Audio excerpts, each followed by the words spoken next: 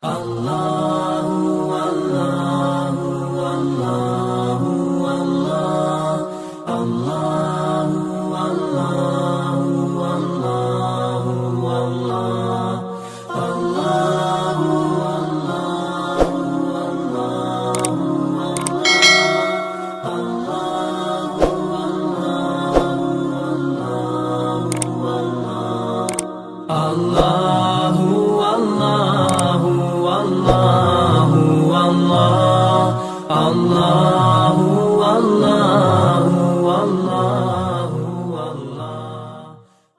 Tuh.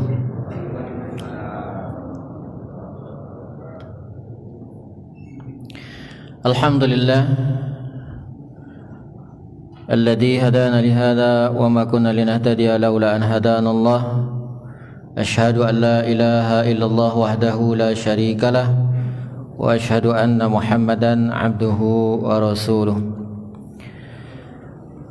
Allahumma salli wa sallim wa barik ala nabiyyina Muhammad wa ala alihi wa sahbihi wa man tabi'ahu bi ihsanin ila yaumil qiyamah.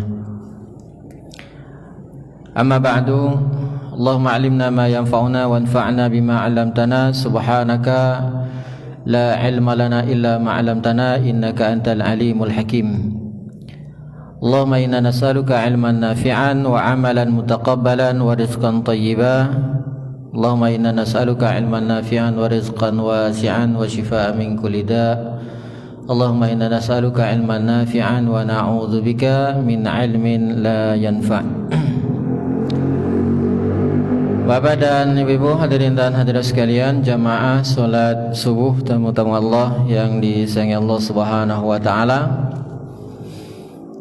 Sebelum kita berpindah ke aktivitas yang lainnya, setelah kita melaksanakan kewajiban kita salat subuh berjamaah, kita duduk sejenak dalam rangka untuk menambah khazanah keilmuan kita yang berkaitan dengan agama, yang dengannya mudah-mudahan Allah Subhanahu wa taala membukakan pintu-pintu kebaikan bagi kita baik di dunia maupun di akhirat. Sebagaimana sabda Rasul sallallahu alaihi wasallam, "May yuridillahu bihi khairan yufaqihu fiddin." Barang siapa yang ingin dibukakan pintu kebaikan oleh Allah Subhanahu wa taala, maka niscaya Allah jadikan orang tersebut faqih dalam masalah agama. Faqih itu artinya adalah paham secara mendalam, memahami dengan baik hal-hal yang berkaitan dengan agama.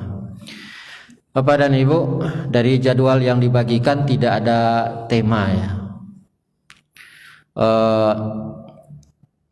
Saya ingin sampaikan, ini khawatir tumpang tindih sebenarnya karena nggak tahu judul orang lain kan. Saya sampaikan kajian hadis saja. Kalau tidak selesai nanti insya Allah kita lanjutkan di pertemuan yang akan datang. Biasanya berapa menit? Sampai jam 6. Kalau syuruk lebih lama lagi ya, sampai hampir setengah 7 kalau syuruk. An Abi Hurairah radhiyallahu anhu qala, dari sahabat Abu Hurairah, semoga Allah memberikan ridha kepada beliau, beliau bercerita, qala Rasulullah sallallahu alaihi wasallam, bahwa Rasul sallallahu alaihi wasallam bersabda, kullu sulama minan nasi alaihi sadaqah. Setiap persendian tulang manusia harus ditunaikan sedekahnya. Kulla yaumin tatlu'u fihi syams. Setiap hari di mana pada hari itu masih terbit matahari. Ta'dilu bainal itsnain shadaqah. Berlaku adil di antara dua orang itu adalah sedekah. Wa tu'inur rajula fi dabatihi. Engkau membantu seseorang dalam hal kendaraannya, fatahmiluhu 'alaiha, engkau membantu menaikkan dia di atas kendaraannya itu, au tarfa'u lahu 'alaiha mata'ahu, atau engkau membantu menaikkan barang bawaannya ke atas kendaraannya itu, sedekah, juga bernilai sedekah. Wal kalimatu thayyibatu sedekah. Kalimat yang baik, ucapan yang baik itu adalah sedekah. Wa bikulli khutwatin tamshiha ila salati sadaqah. Setiap langkah kaki yang engkau langkahkan untuk melaksanakan salat, maksudnya adalah salat berjamaah, sadaqah, juga bernilai sadaqah. Wa tumitul adha 'anit tariq sadaqah. Engkau menyingkirkan duri atau hal-hal yang bisa mencelakakan dari jalan, itu juga bernilai sedekah. Rawahul Bukhari wa Muslim. Hadis ini diriwayatkan oleh Imam Bukhari dan Imam Muslim. Bapak dan Ibu jemaah yang dirahmati Allah, pertama, Nabi SAW bersabda, kullu sulama minan nasi alaihi sedekah, bahwa setiap persendian tulang manusia, sulama artinya adalah jamak dari sulamiyah. Di antara maknanya yaitu al-mafsil, persendian tulang. Yang dimiliki oleh manusia itu harus ditunaikan sedekahnya. Nah, jadi artinya setiap manusia ini kan ada persendian tulangnya. Persendian itu maksudnya sini nih, dari ujung ini ke ini bagian bengkok ini satu, ini sini ke sini dua, sini ke sini tiga. Kalau berdasarkan hadis, berapa jumlah persendian tulang manusia yang ada di tubuhnya ini? Yaitu 360 persendian. Nah, yang 360 persendian itu harus ditunaikan sedekahnya setiap hari, kulla yaumin, kata Nabi, setiap hari, tatlu'u fihi syams, selama pada hari itu masih terbit matahari. Nah, kalau lah kiamat selesai, ya, atau kitanya yang kiamat kecil, meninggal, selesai. Nah, tapi kalau selagi masih terbit matahari pada hari itu, maka harus ditunaikan sedekahnya.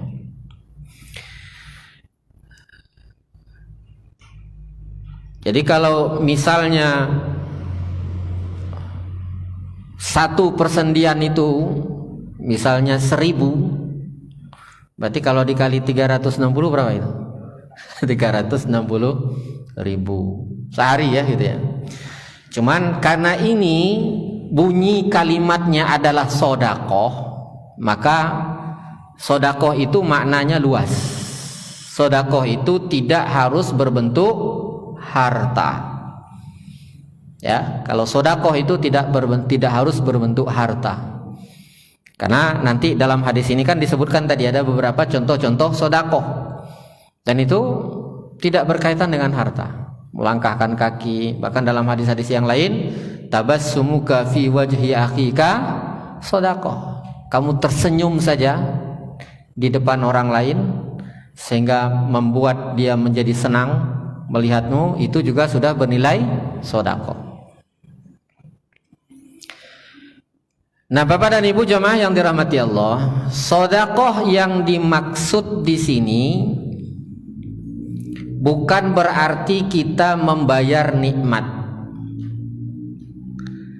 apalagi bayar pajak, karena nggak ada pajaknya ini, tubuh kita ini nggak ada pajaknya.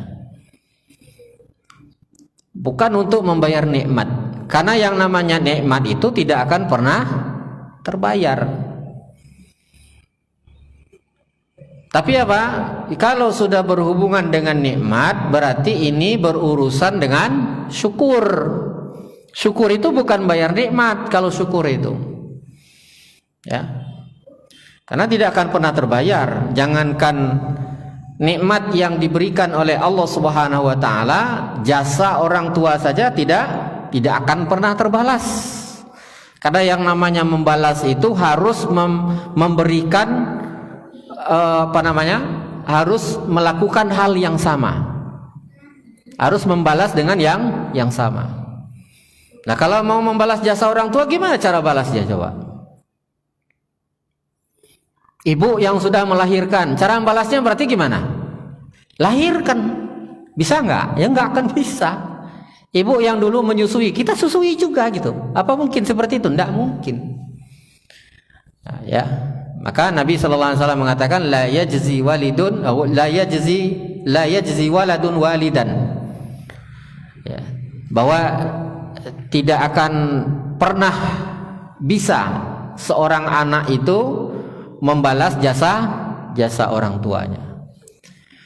Jadi Bapak dan Ibu jemaah yang dirahmati Allah, hadis ini adalah dalam rangka untuk mengetuk kesadaran kita bahwa betapa banyak nikmat yang sudah diberikan oleh Allah Subhanahu wa taala kepada kita, terutama yang berkaitan dengan persoalan tubuh. Ini baru persoalan tubuh saja baru ini. Belum lagi persoalan yang sifatnya abstrak. Yang abstrak itu contohnya apa? Yang abstrak misalnya dapat hidayah, itu nikmat yang jauh lebih besar lagi sebenarnya itu. Ini persoalan tubuh sehat saja ini. Maka Allah Subhanahu wa taala menggugah di antaranya adalah di dalam firman-Nya ya ayyuhal insan. Maka sentuhannya ini adalah sentuhan manusianya. Bukan hanya orang beriman. Bahkan semua manusia disentuh oleh Allah Subhanahu wa taala. Ya ayyuhal insan, wahai manusia. Ma gharraka bi rabbikal karim. Apa yang menyebabkan engkau sehingga berbuat durhaka terhadap Rabbmu yang maha mulia, kepada Allah Subhanahu wa ta'ala? Apa yang menyebabkan engkau tidak mau berterima kasih kepada Allah? Apa yang menyebabkan sehingga engkau tidak mau menyembah Allah Subhanahu wa ta'ala? Sedangkan Dia sudah memberikan nikmat yang begitu banyak kepadamu. Apa di antara nikmatnya? Allazi khalaqaka. Nikmat yang pertama adalah bahwa Allah Subhanahu wa taala telah menciptakanmu. Nah, ciptaan Allah kan banyak. Ada batu, pasir, tanah, angin, air, tumbuh-tumbuhan, apalagi hewan, setan, jin, malaikat, semuanya itu ciptaan Allah. Tapi di antara semua makhluk yang ada itu, Allah ciptakan engkau sebagai manusia. Allah muliakan kita dengan menciptakan kita sebagai manusia. Dan tidak itu saja, fasawwaka, dan Allah sempurnakan ciptaannya itu. Kita memiliki anggota tubuh yang lengkap. Kita memiliki anggota tubuh yang sempurna. Dan tidak hanya sekedar lengkap, fa'adalak, susunannya itu proporsional. Dan semuanya berfungsi. Punya telinga, telinga bisa mendengar. Alam naj'al lahu 'ainain wa lisana wa syafatain. Kemudian punya mata, matanya bisa melihat. Punya mulut, mulutnya bisa berbicara. Bisa makan, bisa membedakan mana yang asin, mana yang manis, mana yang pahit, mana yang asam, apalagi rasa-rasa itu. Nah, ini semuanya nikmat ini. Ini semuanya adalah nikmat. Maka kalau kita rasa minum teh atau makan buah-buahan, terus rasanya asam. Apa yang harus kita ucapkan? Jeruk misalnya kan, kita beli jeruk, tahu-tahu asam ini jeruk, apa yang kita ucapkan? Alhamdulillah harusnya itu, bukan asam. Alhamdulillah. Kenapa? Karena lidah kita masih bisa membedakan mana yang manis dan mana yang asam. Apalagi kalau memang dia pas rasanya itu, oh lebih alhamdulillah lagi. Nah kalau kita tidak baca alhamdulillah, tidak bersyukur kita, nah inilah yang menyebabkan ngapa pas sudah lama-lama kok nggak bisa makan asam lagi ya. Karena dulu waktu bisa makan asam tidak baca alhamdulillah, jangan-jangan maksudnya itu ya. Atau yang manis, sudah makan yang manis, lah kenyang itu, udah lahap sekali itu, nggak baca alhamdulillah, akhirnya nggak diizinkan lagi makan yang manis-manis, minum yang manis-manis gitu. Maka semua harus kita syukuri apapun. Ya. Diberikan nikmat yang lengkap oleh Allah, kemudian semuanya berfungsi, tempatnya juga proporsional. Kalau telinga satu di kanan, satu di kiri, tempatnya di samping. Coba kalau misalnya tempatnya dipindah, kemana kita mau pindahkan coba? Yang enak menurut kita kemana coba? Bingung kita jawabnya kan? Taruh di ubun-ubun susah kalau hujan. Taruh di bawah terduduk nanti. Nah, taruh di mana? Mau taruh di sini? Enggak ada tempat lain, memang begitu di sini tempatnya gitu. Dan uniknya lagi kan lembut lagi gitu. Daun telinganya lembut, enggak keras. Sehingga kalau kita tidur enak, miring ke kanan jadi, miring ke kiri juga jadi, telentang jadi, telungkup jadi, enggak ada yang ngaruh gitu. Karena telinga kita pas sesuai dengan posisinya dan sesuai dengan fungsinya juga. Ini daun telinga fungsinya kan besar ini. Kalau nggak ada daun telinga susah kita dengar. Karena apa? Angin itu lepas saja dia. Nggak ada penyaringnya. Angin lewat saja. Karena nggak ada penyaring, maka akhirnya untuk menangkap suara-suara yang ada di sekitar ini jadi terganggu. Jadi sulit bagi kita. Dan begitulah. Wa in ta'uddu ni'matallahi la tuhsuha. Andaikan engkau berusaha untuk menghitung-hitung nikmat Allah, maka engkau tidak akan pernah bisa menghitungnya. Maka Bapak dan Ibu jemaah yang dirahmati Allah Subhanahu wa taala, kita ibadah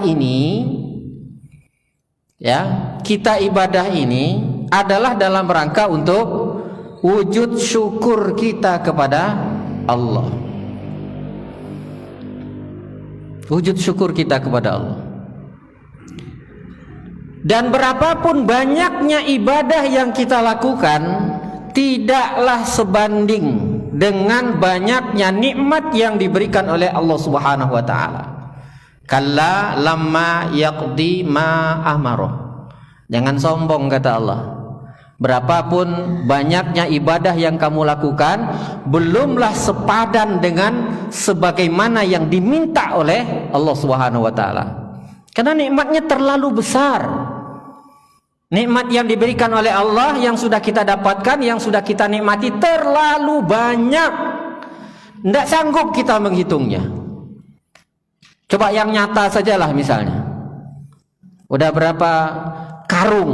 Udah berapa karung beras yang masuk ke dalam perut kita ini? Nasi yang dimasak itu masuk ke dalam perut kita berapa karung? Beras bisa dihitung kan? Karungnya bisa dihitung kan? Taruhlah bijinya nggak usah dihitung, karungnya aja. Udah berapa karung masuk dalam perutnya?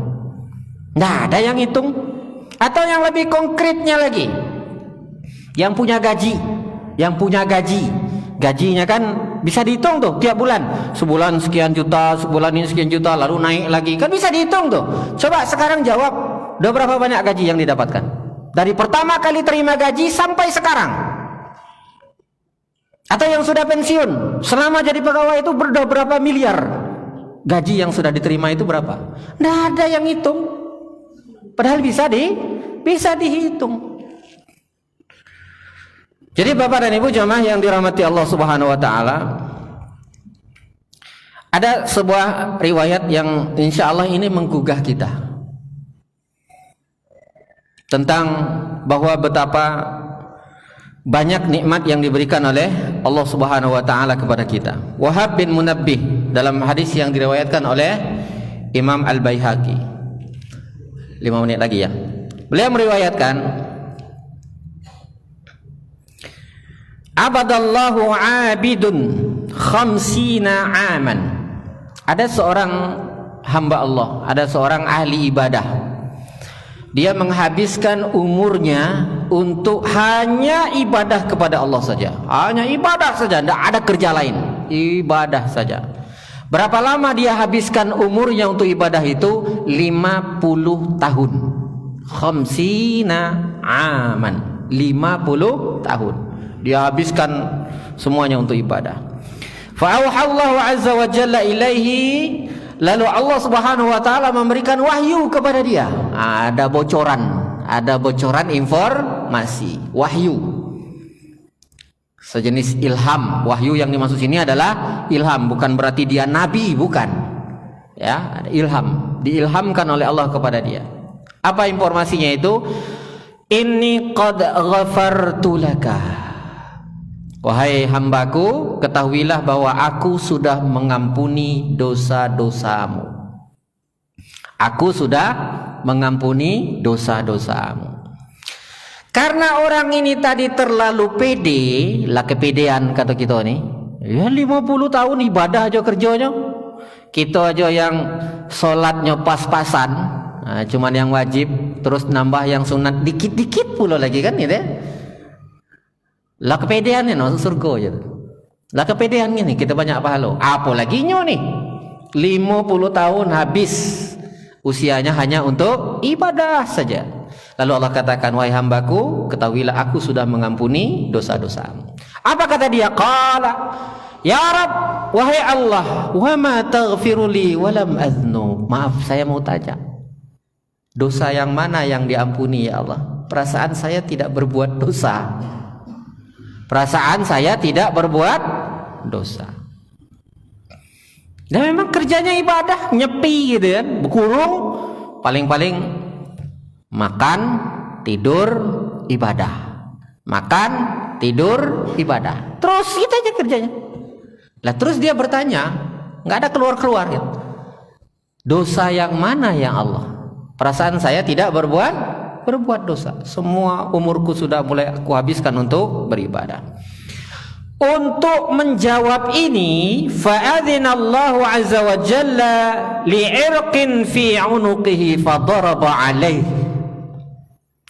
Allah tarik urat lehernya, sehingga dia kesakitan. Karena sakit urat lehernya ini, falam yanam walam yusalli, sehingga pada akhirnya dia tidak bisa tidur dan dia juga tidak bisa sholat, tidak bisa ibadah dia.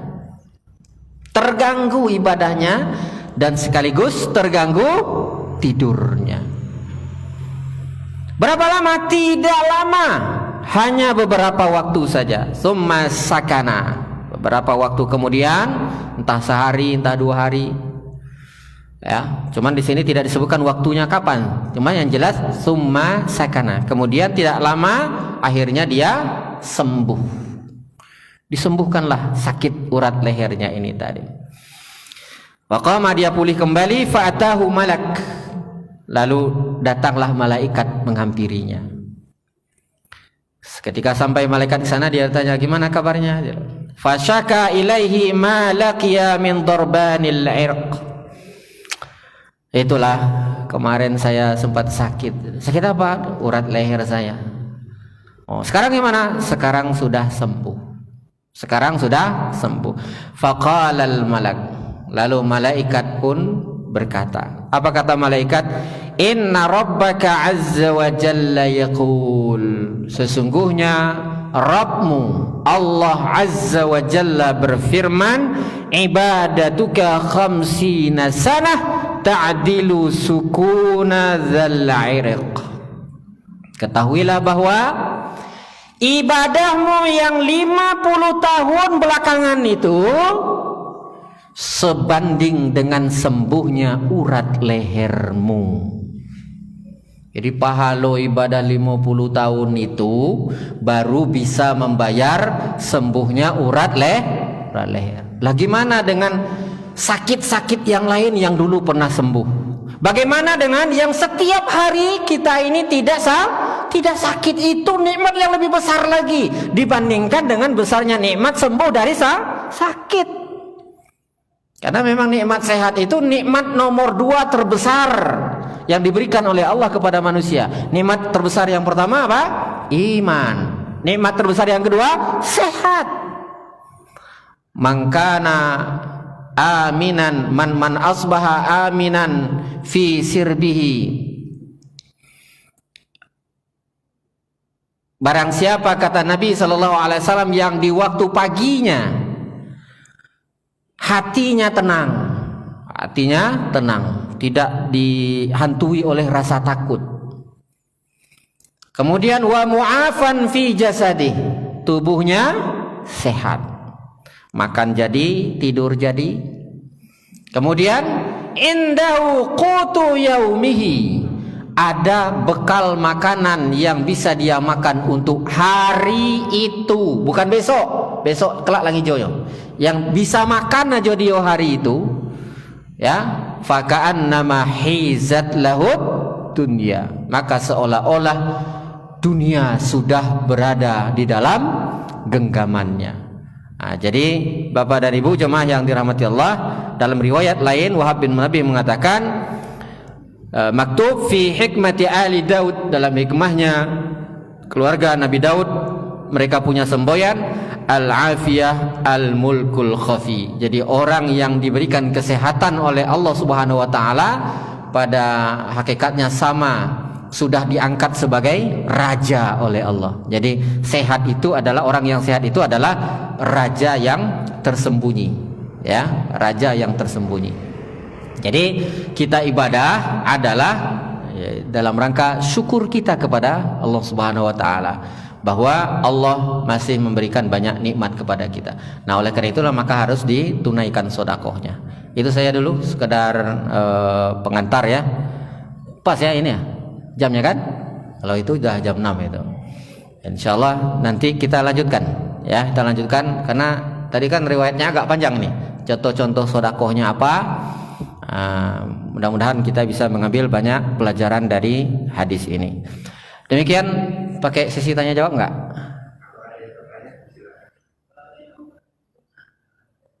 Nggak ada kayaknya ya, karena ini bulan Ramadan. Ibu mau ngaji kabarnya ya. Kalau hari biasa mungkin agak leluasa ya. Baik, demikian yang bisa disampaikan, mudah-mudahan bermanfaat. Insyaallah nanti Allah panjangkan umur kita sehingga bisa kita lanjutkan di kesempatan yang akan datang. Subhanakallahumma bihamdika, asyhadu an la ilaha illa anta, astaghfiruka wa atubu ilaik. Wabillahi taufiq wal hidayah.